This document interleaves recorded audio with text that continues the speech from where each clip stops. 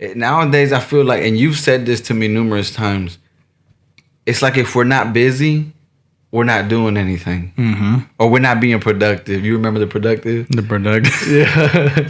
So my wife is like productive on another level. On another level. Yeah, like she's always like, what you doing? I'm mopping the driveway. You know what I'm saying? What you mean you mopping the driveway? Have you swept the roof?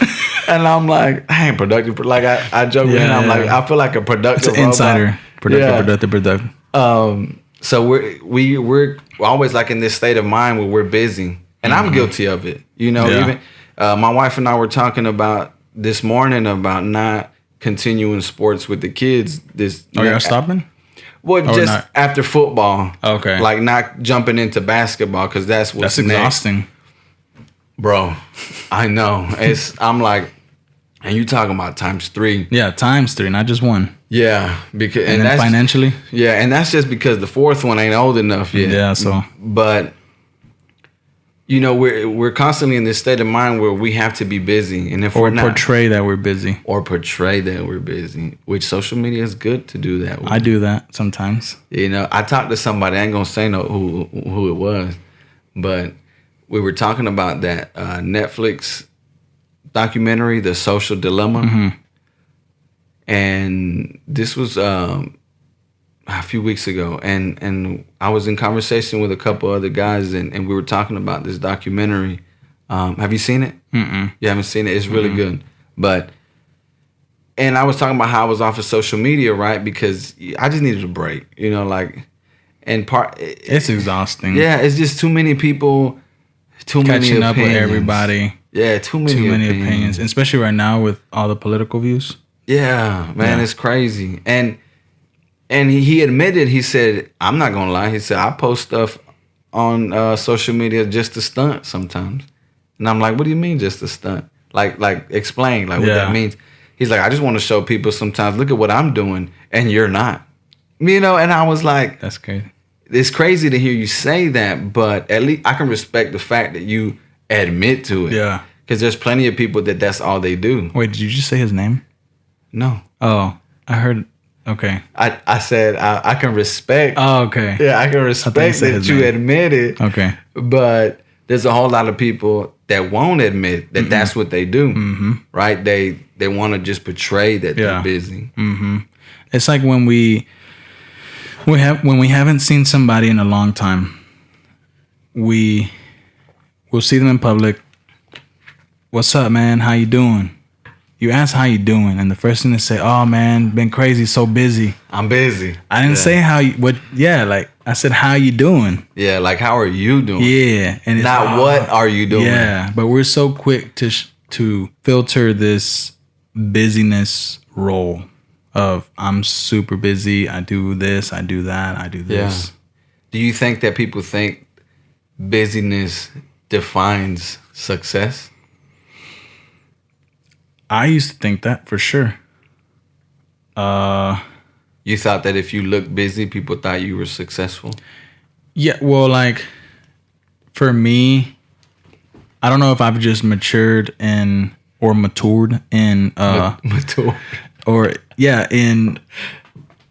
I do. I used to be the guy that would stay up like really, really late editing, go in, go hard, go home. I mean, go big or go home. And if you weren't editing, working, you weren't like doing much. But now, like I just at a certain time I stopped doing what you eventually have to stop even doing what you love to do. Yeah. But I don't think that answered your question. But point is, I do think that a lot of us do think that busyness means success. Yeah. Would you say that like that even followed you in your actual business? Like, I have to keep like my schedule booked or else I'm not succeeding. Yeah. There was times where how do you say it? So to be, a lot of people, when they see that people are busy, it's like this is a toxic behavior from me. Yeah. So this is pretty real. Yeah. In my early stages, I I would sometimes, I'm talking about early when I first started photography, I portrayed this busy role, like go, go, go. I'm booked here, I'm booked there. But it was more of a, I guess. Is that why I couldn't get my photo shoot? Because you were busy? Oh, no. I really, yeah, no. It was just like, people, oh, he's busy. We need to get him booked. So like, you felt like it gave you a certain amount of credibility, right? So if you look busy, that means people wanted you. Mm-hmm. So then that would make the next person say, he's busy all the time. He's always booked. Yeah. So he has to be good. Yeah. Right? That's the idea, That's right? the idea. That's crazy. But in photography, you have to have boundaries in your time. So you do have to schedule everything. And that's in a lot of things, but like photography specifically or videography, what day are you available? Oh, I have to make sure I'm available. But it was, okay, you have to book this now. Even though let's say I wasn't booked that week, mm-hmm. I would have to say, I'm booked. Well, you need to hurry and book this day because I'm filling up. Yeah, I'm filling up, or someone might take it. Mm. And maybe that was like an act of faith to have, that I will have more clients so like you just every week, how do you put it? Every week you had to play this survival. 1 week you can have 5 clients. Yeah. The other week you can have just 1. So, but regardless of whether you had 5 or 1, you still always made it seem like I'm busy. Yeah. Which now you really are busy. Yeah, now I am. Yeah, but then people really didn't know. Yeah, didn't know. But yeah, so I had to have a good structure in my time. So book it now. If not, someone might take that spot. Even if there was no one asking for that spot. Yeah. I just had to make sure I had that spot. Because, at the end of the day, I was trying to get out of the day job, the 9 to 5. And I needed to make sure I got this gig. Yeah. Because if I didn't, I did not have money for my family. Yeah. Yeah. So mental note on that, on the getting out of the regular 9 to 5. Yeah. Right. I'm gonna go back to that. Okay.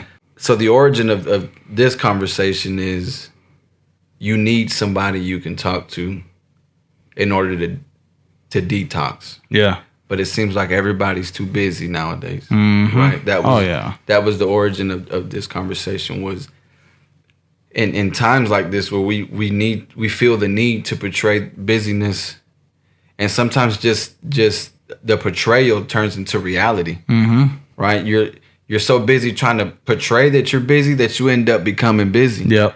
And then by the time you look back, you're in too deep. And that's what happened to me.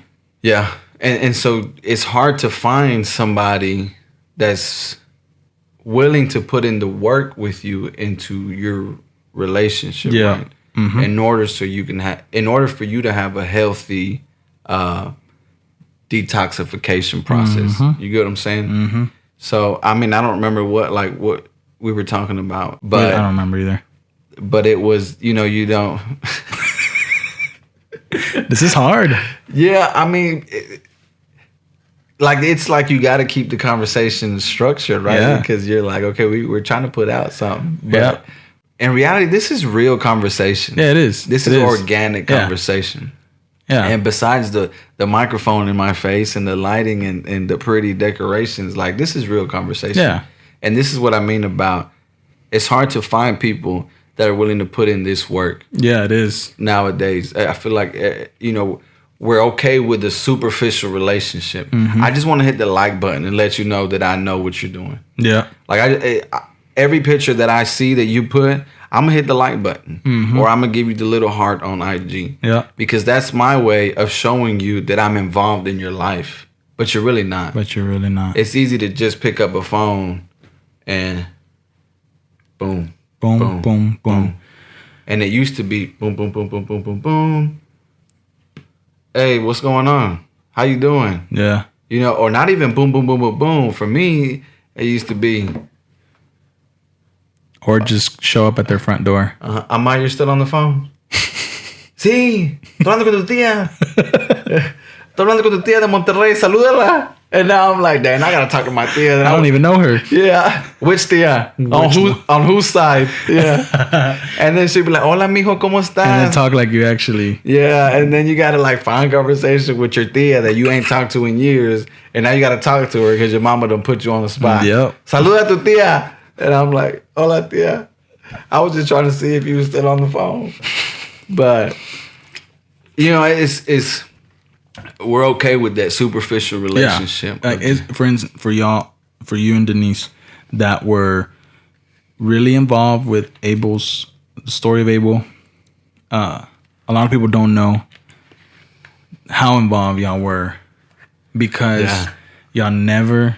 I mean, maybe y'all never. I never saw y'all like put comments like praying for y'all or emoji, or even sometimes y'all not even a like button. Yeah, not even a like. Or nothing like that. And so, but to me, it didn't really bother me because it's not real. Like because we were there. Yeah, physically, emotionally, mentally. Yeah, you know, I mean, and then it made it seem like we just didn't want. Like I seen them all. Yeah. But it's crazy that even on my end, I didn't feel the need to like or comment or I might have said something here or there like Miwachi. I always call them Miwachi. Yeah, but I never felt the need to like be intentional about acknowledging your post. Yeah. Because at the end of the day, I knew that weekend I was probably going to see you guys, you know, and I was going to see Abel. Yeah. And you know, Denise wouldn't let it go too long, but before she was like, I need to see my baby Abel. Yeah. You know, and so, not to disregard or not. What's the word? To say the people that did comment. I mean, we still appreciated that, but it was something about on a personal level. Yeah. Well, the fact of the matter is that you had people that were watching or following your story that are miles away. Yeah. That it's impossible for them to be there on a personal level. But you always got that big but. There was people that could have been more personable. Yeah. You know, that did comment. You know, it's just the easy way to just say I'm connected with you. Exactly. You are, but through a network. Yeah. You know, through Wi-Fi or 4G. Yeah. Or 5G. 5G now. Yeah. Everybody think 5G causes coronavirus. It's not. I'm here to tell you it's not. He knows what he's talking about. Yeah. I worked in telecommunications. I climbed towers. I set up half of the 4G network around Georgia. But anyways. He might be lying. I might be lying. I may not be. That's the question. I like the deep voice. I like the deep voice. My version of the deep voice. Yeah. But that's the types of relationship there is now. I feel like very superficial. It's hard to really find a genuine relationship or to put forth the work. Into creating a genuine relationship. And it's funny because we're family and we grew up together. I'm not that much older than you. 5 years? Yeah, I would say 5 years. But it's something about, again, we go back to Hispanic culture. And Hispanic culture is such a beautiful thing. It is. It's complex, but it's beautiful. Yeah. It's something about even 5 years, you're held, the older one is held responsible for the younger one as if they were much older. Especially in little girls, Hispanic girls. I feel like they're like 8, 9 years old with a baby on their hip. And a mom is like, cuídame a Georgino. You know, caliéntale la teta. And she's like 8 years old, can't even reach the microwave. And which they shouldn't be heating milk in the microwave. They should be boil some water. Yeah. But anyways, you know, so it's kind of our culture again for the old, even if it's just 3-4 years difference. we're kind of held to like treat the younger kids like we're that much older. We were disconnected for a good while. Well, I was probably disconnected from the majority of my family. Mm-hmm. But it was something about when you guys were going through Abel's story that really kind of led me back to you. And then the fact that Denise was all in too. You know, that's kind of how we got back, you know, connected. And in order to detox, you need a strong relationship, but nobody's trying to put the work nowadays. Yeah, and so my mission on this channel is to give opportunities for regular people that can be relatable. Yeah. Well, you could probably even create like sometimes people just need to know that somebody else either feels the same way, thinks the same way, or is going through the same thing they're going through. Yeah, and even like with Elias, I'm sure there was people, and with John, that heard them. They don't do nothing that they do. Yeah. But they still related in some way. Yeah. To things they said. And YouTube now is like the go-to for everything, right? Like if I need to figure something out and I don't know how to do it, YouTube is my go-to. Oh, yeah. But you can use that even in this concept, right? Yeah. You know, so if you create, like, I feel like this podcast is a great opportunity to really be in like a outreach for different situations. It is. Different topics that, like I said, some people just need to know that somebody else is going through the same thing. Yeah.